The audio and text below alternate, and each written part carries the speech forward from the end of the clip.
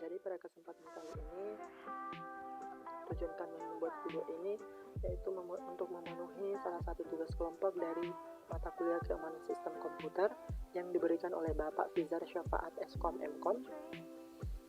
Kemudian di sini kami ada 4 orang, di mana yang pertama itu saya sendiri, Wildan, dengan stambuk F551-18258, kemudian ada Insan Rusdin dengan stambuk F551-18241, kemudian ada Makruf Harani dengan stambuk F551-18269, dan ada Miftahul Jannah dengan stambuk F551-18009. Selanjutnya di sini saya sudah menuliskan tugas-tugas kami.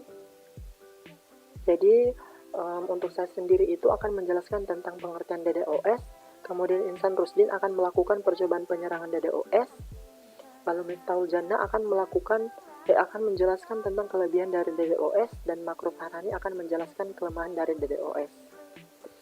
Langsung saja kita masuk pada pengertian DDoS. Jadi distribusi denial of service atau biasa disebut dengan DDoS merupakan jenis serangan yang dilakukan dengan cara membanjiri lalu lintas jaringan internet pada server, sistem, atau jaringan. Umumnya serangan ini dilakukan menggunakan beberapa komputer host penyerang sampai dengan komputer target tidak bisa diakses. DDoS ini merupakan serangan yang sangat populer digunakan oleh hacker. Selain mempunyai banyak jenis, DDoS ini juga memiliki konsep yang sangat sederhana, yaitu membuat lalu lintas server berjalan dengan beban yang berat, sampai tidak bisa lagi menampung koneksi dari user lain atau disebut dengan overload. Nah, salah satu cara untuk melakukan DDoS ini yaitu dengan cara mengirimkan request ke server secara terus-menerus dengan transaksi yang besar, dengan transaksi data yang besar. Alhasil akan terjadi yang namanya overload. Nah, berhasil atau tidaknya teknik DDoS ini dipengaruhi oleh kemampuan server menampung seluruh request yang diterima dan juga kinerja firewall saat ada request yang mencurigakan. Adapun 3 jenis teknik DDoS itu, yaitu yang pertama teknik request flooding, di mana biasanya teknik request flooding ini digunakan untuk membanjiri jaringan menggunakan banyak request, akibatnya pengguna lain yang terdaftar tidak dapat dilayani.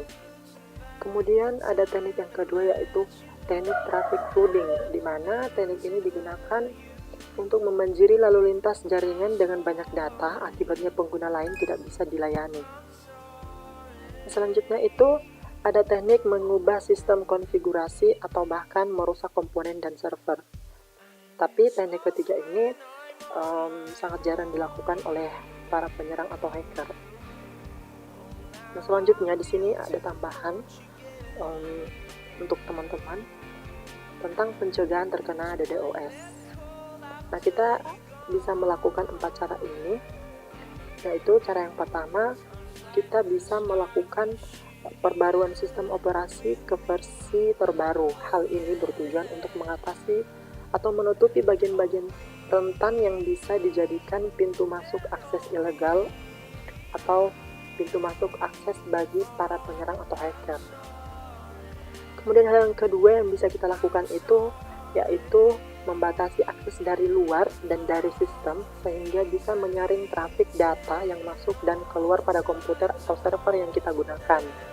Kemudian hal yang ketiga itu, jika serangan yang terjadi menggunakan smurf, kita dapat mencoba mengatasinya dengan cara mematikan sementara broadcast address pada router, dan bisa juga dengan melakukan penyaringan ataupun membatasi permintaan ICMP pada firewall.